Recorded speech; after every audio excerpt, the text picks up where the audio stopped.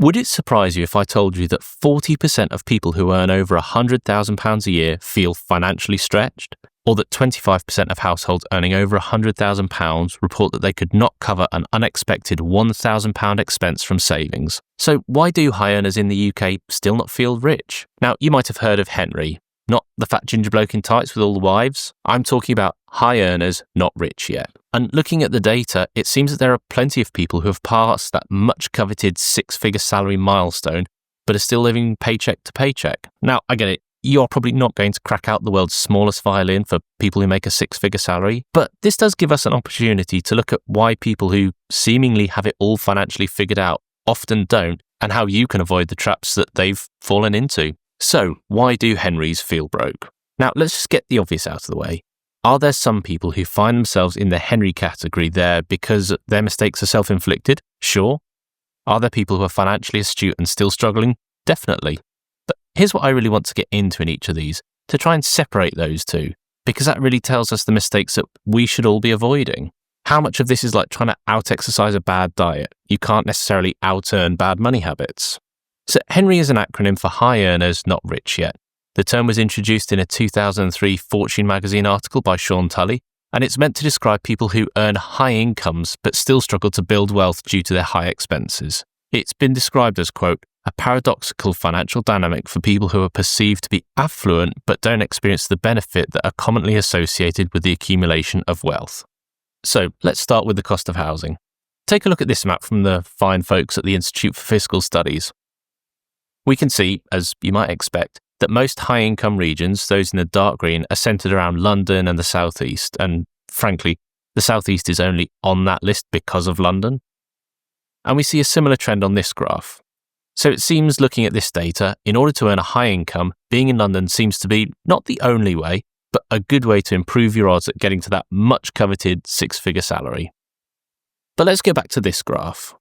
But here's the thing, when we overlay household income after deducting for housing costs, we see that London and the South East are suddenly far from the dark green that they were in this map, instead more like a meadow on a sunny day rather than a dark green rainforest. But what does this tell us? That the places you need to live and work in order to get a high salary are also some of the most expensive to live in, whether you buy or whether you rent. We can see here that London has only got more and more expensive, especially relative to incomes. So this is really the first area that Henrys are likely to struggle with. Now, it would also be remiss of me not to mention that housing affordability is a growing problem across all of the UK. So this logically follows to our next point, which is commuting costs. If you want to work in London for that high salary, but you can't afford to live in London, then you go to Kent or one of the home counties. But then you incur the horror show, the absolute just bane of your life of needing to commute to London every day. And according to a survey last year, the average London commuter spends £5,114 per year on their commute, according to a study by HR News. And this is money that has to come out of your take-home pay. Now, I've also worried that I've not gotten onto the things which may be more self-inflicted financial injuries for the Henrys. More of those are coming up in a second. So then we get on to the next big cost. Now, the next two are really linked, and I'll explain how in a second. But next we have childcare. So if you're making six figures, then in all probability you are working 5 days a week. That seems to be a pretty reasonable assumption. Now, in London, the average annual cost for full-time nursery care for a child under 2 can range from £14,400 to £19,200 according to Workplace Nursery. This works out to about £1,200 to £1,600 a month. Now again, child costs are a stratospheric cost in the rest of the UK as well. But if we take a look here, the cost of full-time nursery as a percentage of average full-time pay, we can see that, once again, London and the South East are these darker blue colours. So, whilst this is a national problem, again, it's a bit more pronounced in London and the South East, even compensating for those higher incomes. But also, once you cross £100,000 a year salary, you also lose pretty much all assistance with the cost of childcare that the government provides, something that people on lower incomes have access to. Once your taxable income reaches £100,000, you don't get your 30 hours of free childcare, but a blanket 15 hours instead. You also lose the ability to claim tax-free childcare of up to £2,000 a year. And we can see in this data here that the number of people who make over £100,000 a year drops dramatically, but is at very high levels just below that at around £90,000. This is people making pension contributions or turning down pay rises in order to still qualify for free childcare. Because at £99,999, you qualify for free childcare, but £100,001, you lose access to that benefit immediately, unlike a lot of other benefits which are tapered. Now, this is also very linked to our next point, which is tax. And just take a look at this data here. What it means to be rich is changing fast. The number of people on six-figure salaries leapt by 13.7% in a year to 754,000, almost double the 394,000 in 2012 to 2013. So once you earn over £100,000, you start to lose some of your personal allowance. The first £12,570 of your income that's normally tax-free. For every £2 beyond £100,000, you lose £1 of that tax-free allowance.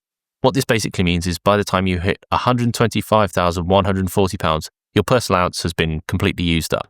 And this gives us what is more commonly known as the 60% tax trap, a hidden effective tax rate that hits high earners harder than you might expect. And this is especially stark given that the top marginal rate of income tax in the UK is 45%. And as we've just mentioned, if you've got kids, then that's an even higher number. And just take a look at this to kind of illustrate what we're talking about. When sending 2 children to nursery costs an eye-watering £3,000 to £5,000 a month, this amount is a stark fact, that a Henry in London with 2 children under 5 who earns £99,999 will have more disposable income than someone earning £149,000. Now, we call this a fiscal cliff, where your take-home pay just completely falls off a cliff. The next thing keeping Henrys broke is student loan repayments. Now, we've already discussed how the marginal tax rates aren't as straightforward, but just bear with me on this one. Here are the marginal rates of income tax in the UK.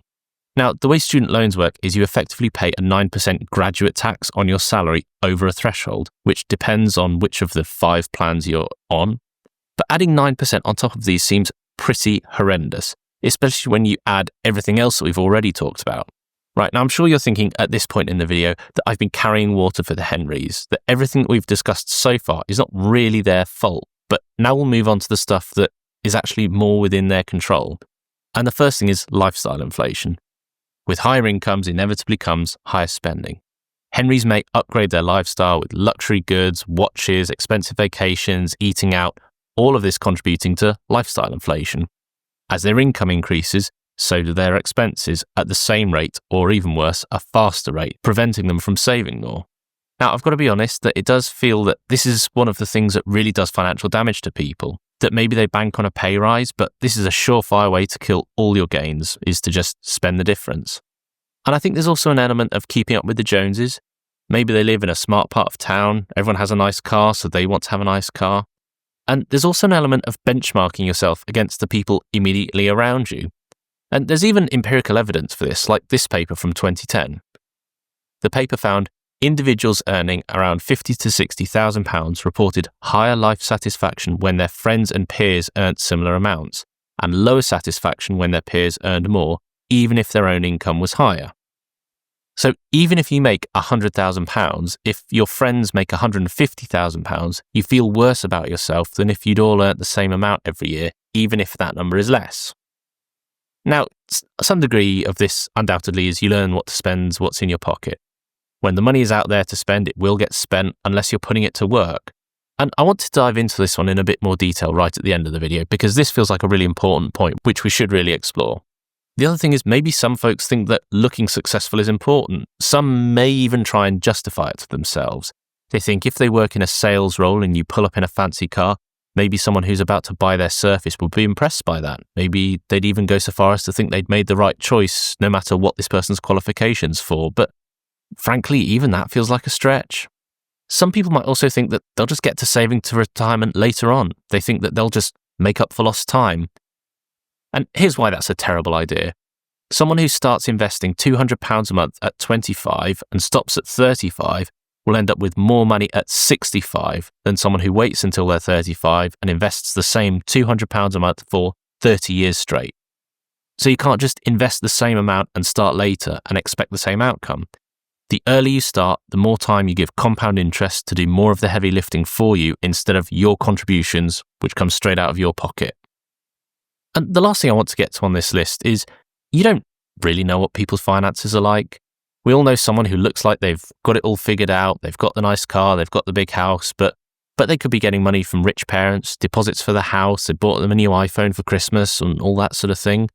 Maybe they're a trust fund baby, or maybe they're just up to their eyeballs in credit card debt. Everything from the outside might appear all dandy and fine, but just a tiny scratch below the surface and it becomes evident quite quickly that it's anything but. So what does this tell us and what can we really learn? Frankly, that if you can get a London salary but work remote or commute in a couple of days a week, then you're living the dream. Best of both worlds. But aside from that, there is a bit more to it. The first thing is income can't necessarily hide bad money habits or even a bad relationship with money.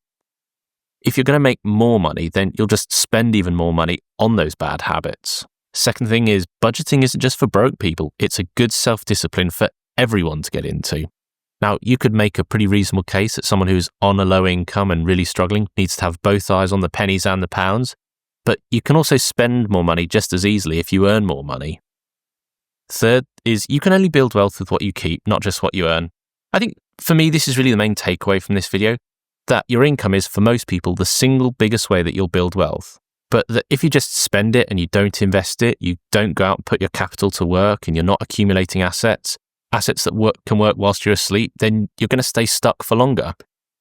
And finally, you don't really know what people's money situations are like. People can have parents bailing them out left, right and centre, signing checks for them whilst they get to go out and look like a hotshot. It's all smoke and mirrors. You see it all over social media, people going to Dubai and whatever, but what they don't put on Instagram is that they're up to their eyeballs in their overdraft.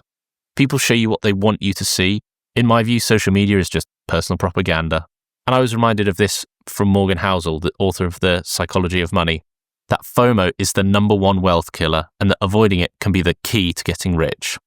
If you like this video, we have 3 videos on screen. We have simple money ideas to change the way you think about money, what the rich do with money by the time they turn 40, and why £120,000 is the worst salary in the UK. If you like this video, please like and subscribe. It doesn't cost you a penny and really helps support the channel. Thanks very much for watching.